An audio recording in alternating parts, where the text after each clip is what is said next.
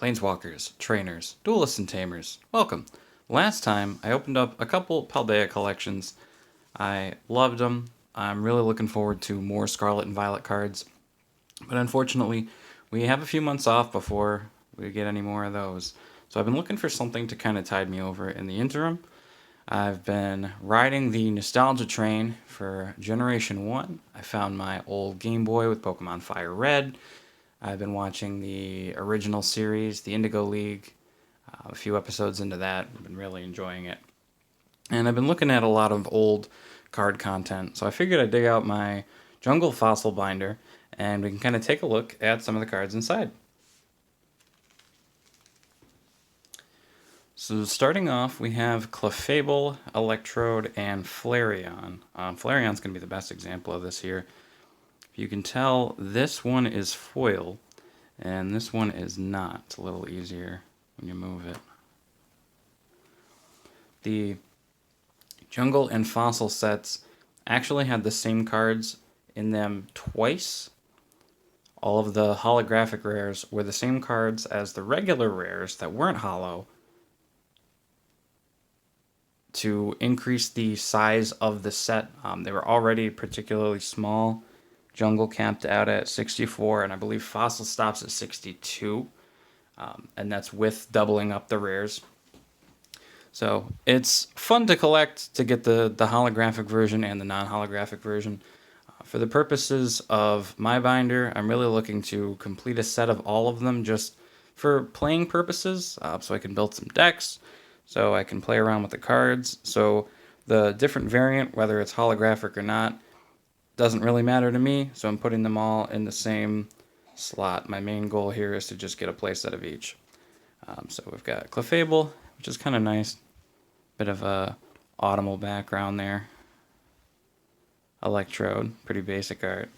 Then we have the Flareon here with that rainbow background. It's absolutely gorgeous. Flareon's one of the harder cards to get out of this set, and I'm really glad I have two so far. Probably the weakest overall of the evolutions, at least in terms of the video games. Flareon wasn't really the most popular of the three original evolutions. But it's a cool Pokemon nonetheless. Got Jolteon here. This is another good one. I like the art on him. Kangaskhan. Kangaskhan didn't see much play originally, but with the way that the retro formats play, people will play the same cards that they were fond of back in the day, and then they'll try to experiment with some new strategies. So Kangaskhan kind of has had a resurgence, a little more increase in popularity. His fetch attack is pretty good to just draw a card. He's got 90 hit points, so he can really take a beating, so you can kind of get your strategy off the ground. And then, of course, the iconic episode of Kangaskhan raising the little boy that fell out of the helicopters. Crazy. And then we got Mr. Mime over here. He was always a silly Pokemon. Got Nidoqueen. I always liked the Nidoqueen card, especially as a kid. I thought that the flower field that it's standing in was really cool. And the fact that her attack is boyfriends, which is not only not like an attack in the video game or anything. So I thought that was neat that they used not real attacks. They could kind of play around with that design space. But also the fact that it's thematic, that it pairs well with Nidoking, to kind of have this specific archetype to play with. I always thought that was interesting. We got Pidgeot here. It's another gorgeous card. And Pinsir. I always like Pinsir. Usually it's overshadowed by Scyther, and then later on would be overshadowed by Heracross, but Pinsir's a good Pokemon nonetheless. I've used him in Pokemon Go quite a bit, and he surprised me. Moving on, we've got Scyther here. Scyther is probably one of, if not the best, and the most iconic of the cards specifically from Jungle. The free retreat, coupled with a resistance to fighting, coupled with a weakness to fire, which isn't a terribly popular type. 70 hit points, and the generic slash attack can be played in any deck, just to have a free pivot card. Very powerful, especially back in the day. Got Snorlax here. Pretty basic art. He's kind of just sitting and chilling. He's waving, which is nice. He's got 90 hit points, which is really big back in the day, but he's overshadowed by a lot of normal types. 4 energy to only do 30 damage is not a lot. The chance for paralysis is nice, but he's weak to fighting, which is common, and he's got a 4 retreat cost. A lot of people criticize the simpler art. They say that the Ken Sugimori kind of stock image of a Pokemon on a generic background is just lazy. But I think back in the day, the way that the backgrounds were and the art, the watercolor looking style of the designs, it feels very characteristic of each Pokemon. Most of the Pokemon have only had 1 or 2 printings by this time, so it feels very specific. This characterizes Snorlax. This is the Snorlax card. We got Vaporeon here. This one's not a Ken Sugimori, but it's pretty basic. But it follows kind of the same pattern as the rest of the evolution cards. Vaporeon's my favorite for only wholesome reasons. My dad actually got me the starter deck that this came in, and I remember that from years and years and years ago. Vaporeon's got 80 hit points, which is higher than the other 2 evolutions.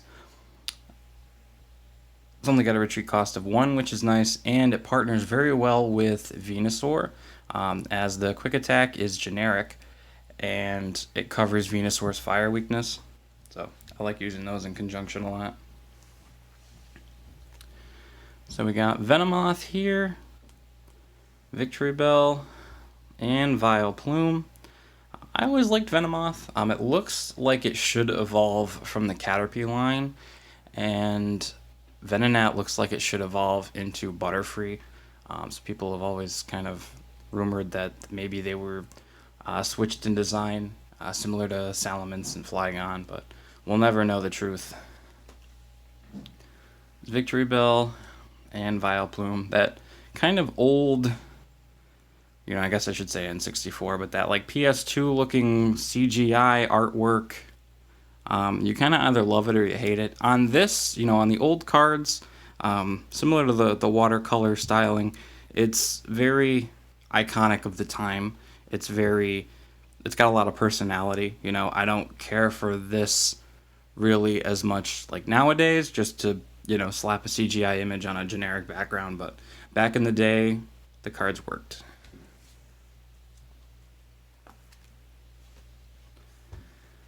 And moving on to Wigglytuff. This is probably my favorite card that I have specifically from Jungle. It's actually a misprint. All of the Jungle cards should have this flower mark here, and this one does not. I believe all of the holos have a chance to be misprinted and not have that. So it definitely makes it rarer and harder to find. I didn't know this kind of thing existed until I stumbled across this one. We got Butterfree here.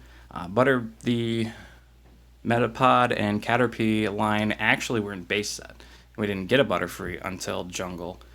I always thought that was interesting as well. The same case with Dodrio. Doduo was in base set and was pretty good. He became overshadowed by Scyther, but before Scyther, Doduo had a resistance to fighting, which was good, and he had free retreat. He had a decent attack, but he was weak to electricity, so you would end up with this rock, paper, scissors of Hitmonchan beats Electabuzz beats Doduo resists Hitmonchan. We've got Executor. He's chilling on this kind of sunset beach, just relaxing, vibing out. That's my friend Zach's favorite Pokemon, actually. We got Fearow here. Fearow was always overshadowed in popularity by the Pidgey line. I myself have never used a Fearow. I've always caught a Pidgey. Tried and true. Can't beat it. We got Gloom here, which is that CGI with less of a generic background. There's kind of some mountainscape, trees, and such. But I like that they kind of followed the same pattern of art, for the whole line. Oddish's CGI as well.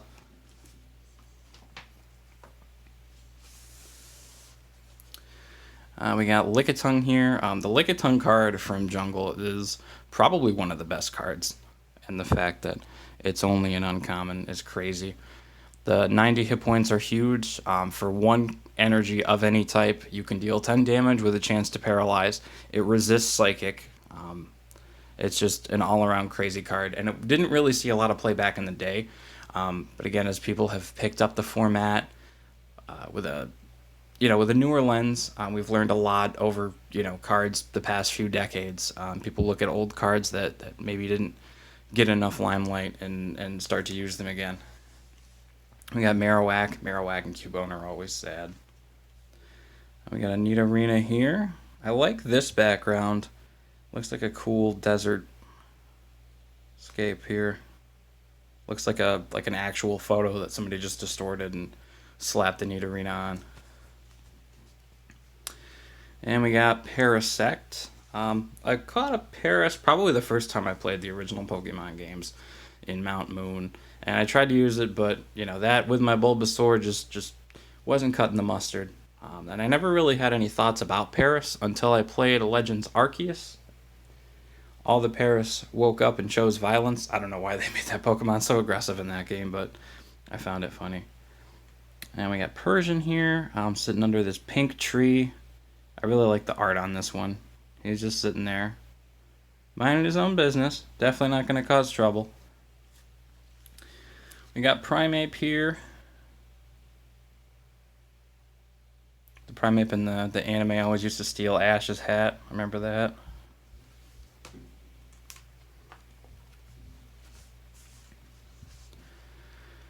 We got Rapidash. Solid little Pokemon. Stage 1, 70 hit points. Its agility attack does damage, which was another piece that I always found interesting. In the game's agility doesn't do any damage, it just raises your speed. We got Rhydon here. Rhydon's one of the first Pokemon designed. It's one of my favorite Pokemon, especially from Gen 1, but the old card just doesn't really stack up to a lot of other cards. The grass weakness isn't bad. Grass isn't really predominant. Unless you're playing like a Boyfriend's Nidoking Queen deck or Venus Center. So that's not too bad. Resists Electabuzz, which is solid, and its attacks are okay, but there's probably better things you can be doing. The Seaking art, I really like this one a lot too.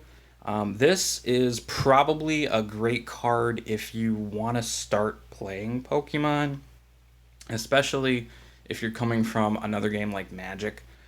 The Seaking and the Goldeen were always used in the video games as tutorials, but this just curves out so nicely. You can play Goldeen, who can attack for 1 energy with a Horn attack, and then on turn 2 you can evolve into Seaking. You can attach another energy, and then you're swinging for 30. It's very clean. It's very efficient. It's not really the most efficient and powerful game-breaking thing you can do. But if you're, especially if you're a newer player or you're just looking to have some more casual fun, it's very satisfying to kind of fill that curve. We got Tauros here. Tauros was always kind of a mysterious Pokemon to me. I never caught one in any of the games. I know he was very powerful in the original Red, Blue, and Yellow competitive metagame, but of course I didn't play, especially on a competitive level back then. The card itself is alright. I do kind of like the artwork. I feel like it brings out Tauros' personality a lot. Ash caught a bunch of Tauros in the Safari Zone, but unfortunately it was in a banned episode of the anime, so we didn't really get to see that. So, Ash had no Tauros, and then one day he had a bunch of Tauros. We got Weepinbell and Bellsprout. The shift from the uncommons to the commons, so it just works out that these two are next to each other.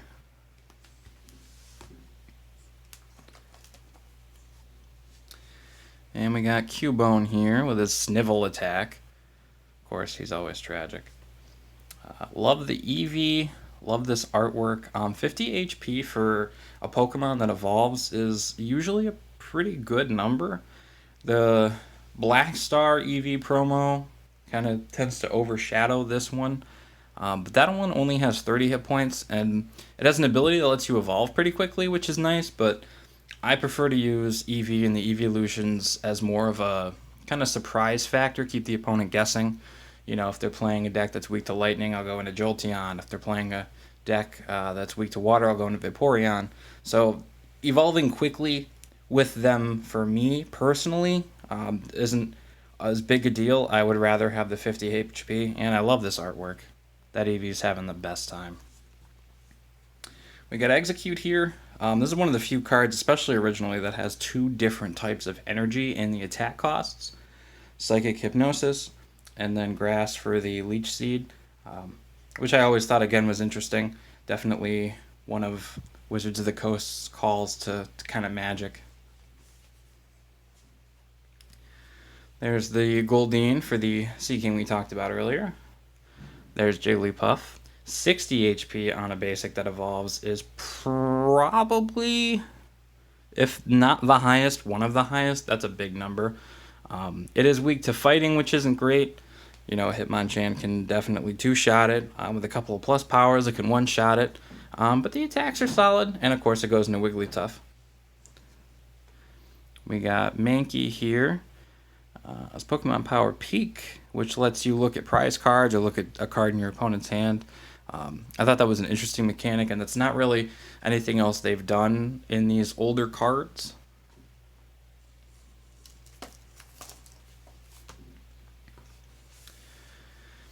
And we got Meowth's iconic Payday attack. He always did that in the video games. He's just kind of sitting there with his mountain of gold. We got Nidoran with Call for Family.